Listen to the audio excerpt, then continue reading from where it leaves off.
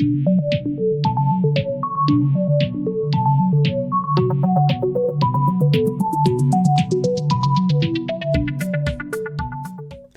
everybody, welcome back to the Thinking Crypto channel. I've got some very interesting news. The SEC Ripple battle is heating up, guys, and Jay Clayton is getting ripped by a former SEC chairman. Before we break it down, we are closely approaching 50,000 subscribers. So please go ahead and hit that thumbs up button, leave a comment below, and hit the subscribe button if you're new here. It helps support the channel and it doesn't cost you anything.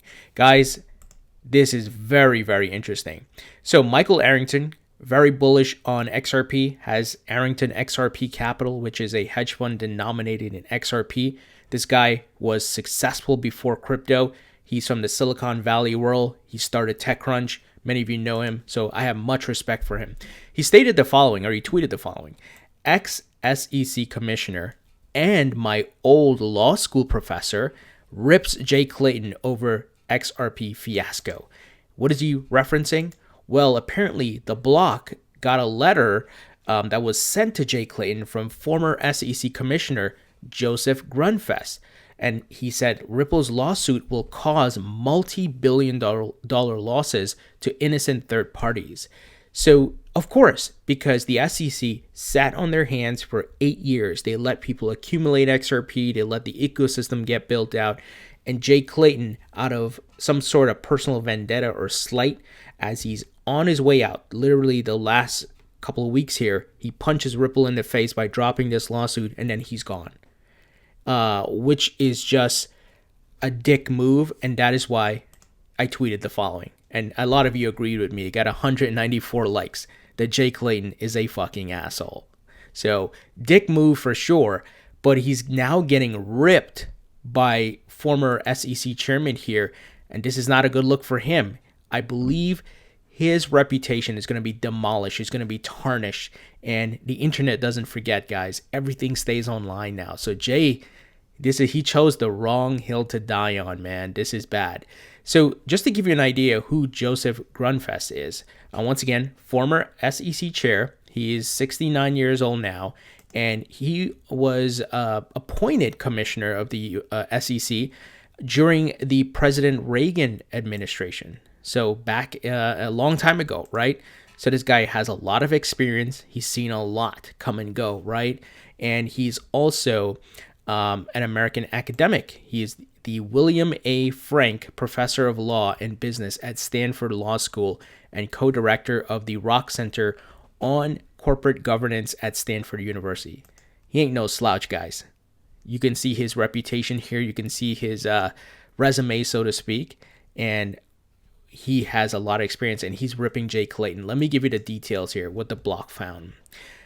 In the wake of the suit, which Ripple has described as an affront to the entire cryptocurrency market, a number of firms have begun cutting services tied to XRP, which Ripple has tried for years to get banks to adopt. The suit was released just a day before SEC Chair Jay Clayton announced he would resign. So once again, a dick move. On his way out, punches Ripple in the face, right? Now, a former commissioner of the regulator is crying foul, describing the suit as unprecedented, given the upcoming change in power among the SEC's top ranks and presidential administration next month. In a letter to Clayton obtained by the block, former SEC Commissioner Joseph Grunfest said, "No pressing reason compels immediate enforcement action." He's absolutely right.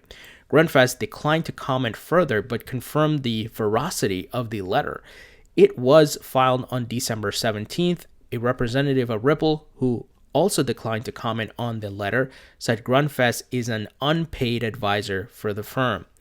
The views of a soon incoming administration in Congress as the regulation of transactions similar to those at issue can differ substantially from current perspectives, Grunfest wrote. So essentially, a new commissioner who may be coming in under the Biden administration could totally kick this lawsuit out and say this is BS. So it could be Jay Clayton did this out of spite, not necessarily that, the SEC would win anything here or get away with anything, but rather I'm going to make your asset drop. I'm going to make the asset that you guys are pushing utility for drop, make the company's value drop because I know you're trying to do an IPO. And this is just, it just reeks of a lowball move, right? So let's see what happens. But Jay Clayton is getting called out. And I like to remind you guys, Ripple also has on their legal counsel here former SEC chair, and her name is Mary Jo White.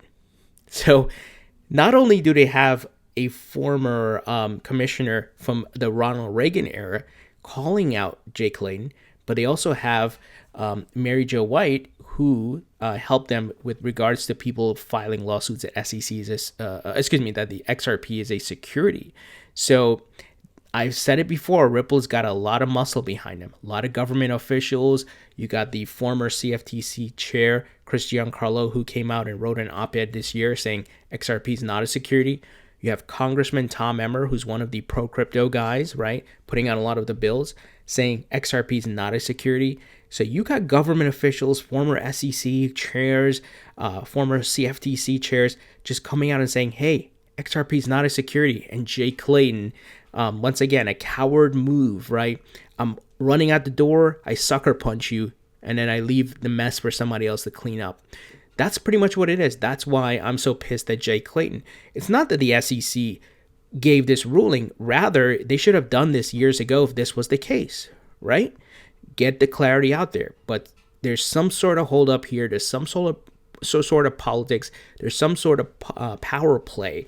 And I think it's because Jay Clayton is connected so much to the traditional financial world. They don't want to see Ripple become a $1 billion, $1 trillion company with what they're about to do. And I think there's a lot of jealousy, once again, not wanting to give up that power. But disruption will always continue. There's people who try to stop the internet, try to stop Google's, and so on and so forth. The disruption is happening. Progress cannot be stopped. So I think Jay knows that there's not much here. So he's just a sucker punch move, get the market to drop, get the value of Ripple to drop. So I stated in my videos before, in the short term, this is messy as hell for Ripple and XRP. Long term, not a problem. Things will progress. And as other projects have been fined by the SEC and got their stuff together and they're back and up and running, no problem. And remember, Ripple's not just operating here in the United States. Even Brad Garlinghouse said 95% of their customers are out of the United States. They're international. So things will continue to progress. The other countries have given the clarity. It's just the United States and some sort of politics and power play happening here.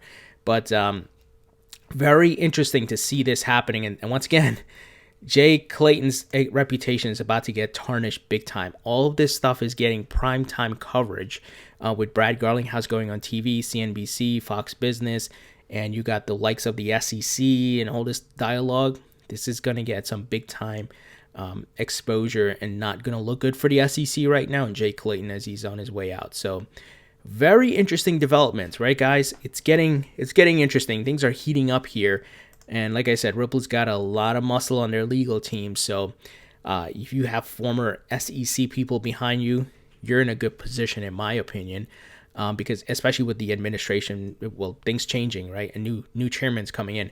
My hope is that Hester Peirce, crypto mom, gets promoted because she gets it. She gets it, guys. She's the one that's been beating the drum for crypto regulations for years.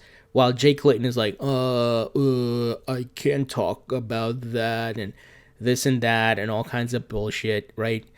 We know his shtick. We know what he's been doing all these years, just sitting on his hands and, like I said, sucker punch on his way out. Guys, the other thing that Michael Arrington tweeted, which I thought was interesting, passions erupt over Ethereum Foundation selling at all-time high. And I think he's putting this out here as a juxtaposition to like people saying, oh, Ripple's selling XRP and dumping XRP on people, as though the Ethereum Foundation and these other foundations are not selling Ethereum and all that to fund their activities, right? So this is interesting. The crypto community just can't seem to decide whether it backs the Ethereum Foundation's decision. So what are they talking about? Ethereum co-founder Vitalik Buterin revealed in a podcast with well-known economist Eric Weinstein that he convinced the Ethereum Foundation to sell up to 70,000 Ethereum at the coin's peak in late 2017, worth around $100 million at that time, a move that has made many members of the crypto community question the foundation's motives. So this is not something new. This is from like 2019. But rather, once again, Michael Arrington's tweeting it as a juxtaposition to the people who are trying to clown Ripple and XRP. Like, you guys are hypocrites. You guys have been doing all this stuff, and then you're just bashing Ripple because there's a clear face to the company. There's an actual structure. And we've seen even Charlie Lee dump Litecoin at the peak of 2017. He dumped a lot of Litecoin. Remember, people were really angry about that. So this is not something exclusive to Ripple, but what we know is that Ripple is using a lot of those funds to build the ecosystem, to build an XRP ledger, to go buy a stake in MoneyGram, to start testing ODL and expand and their developments of XRP by putting it into the Ripple Spring, or now it's called Ripple X, to invest in companies to build use cases around XRP. So it's not like, oh, well, I'm going to cash out and fill my pockets, right? They've actually been doing things, and they've been releasing their quarterly reports. How the hell do you think MoneyGram is on board, right? They had to incentivize these guys because they're coming with a new technology. They're coming with a disruptive technology. The SEC hasn't given clarity, so they have to make things work. And I know some people are, that doesn't resonate because they don't understand the business world. Personally, I've been in businesses, I've been at startups, so I understand what they're doing. Now, obviously, if they were dumping like a significant amount of XRP, but there was no progress. Like, there was no MoneyGram. There was no, we're investing in this gaming company to build micropayments on gaming platform. If there wasn't that type of thing happening, I'll be like, okay, I'm gonna cry foul, right? Something's wrong here. I would call them out.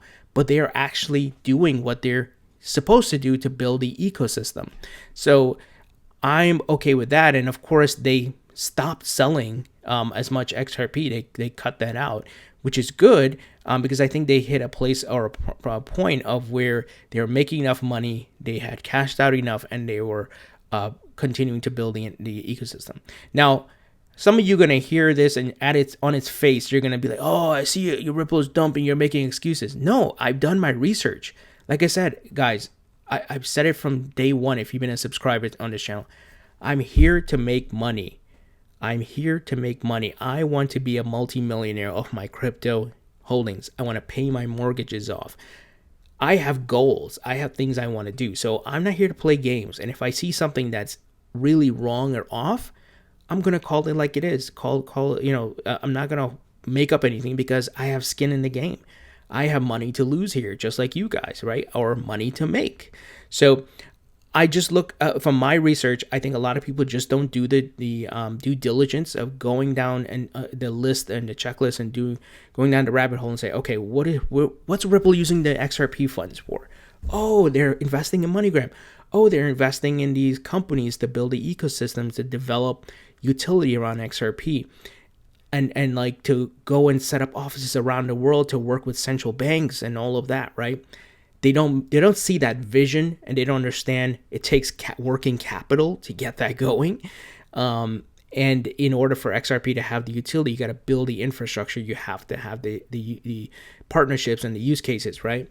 So that's my conviction. That's from my research, not my dreams or emotions. Like I said, I've said it on this channel, I diversify. I'm not against Ethereum. I'm not against Bitcoin. I hold both. I have really strong positions in both Ethereum and Bitcoin. So I'm looking forward to $100,000 Bitcoin to cash some out and buy me a Tesla or something or whatever, right? So just so you guys know, I'm not here playing games. I'm here to make money at the end of the day. But like I said, guys, this thing is heating up. It's getting very interesting. And let's see who else joins the soap opera here to party and weighs in. I think a lot of people are going to be on Ripple's side. Sure, within the crypto circles and crypto community and crypto Twitter, a lot of people are trashing Ripple and XRP, which I think is very silly and very childish because this does not only affect XRP. this type of move will affect other cryptos, VeChain, Tezos, Chainlink, whatever, go down the list. The SEC has only said Ethereum and Bitcoin are non-securities. What about the 2,000 other cryptos? What are you going to do, right? So obviously there's a roadblock, there's a problem here. And if they start with XRP, and this is how they're going to go about it, they're going to hurt this market. So let's see how things play out. And this is very interesting. Hopefully the pressure on the SEC, all the eyeballs, all the former commissioners coming out and saying, hey, this is bullshit. We'll have maybe the new chairman throw this nonsense out and give proper regulatory clarity. Maybe Hester Peirce gets promoted to chairman. That would be awesome. That would be an ideal scenario. And let's see what happens. So guys, what do you think about this? I think this is good news for Ripple that Jay Clayton's getting called out by former commissioners. This is definitely good. And let's see who else comes out. Leave your thoughts and comments below. Hit the thumbs up button. And I will talk to you guys later.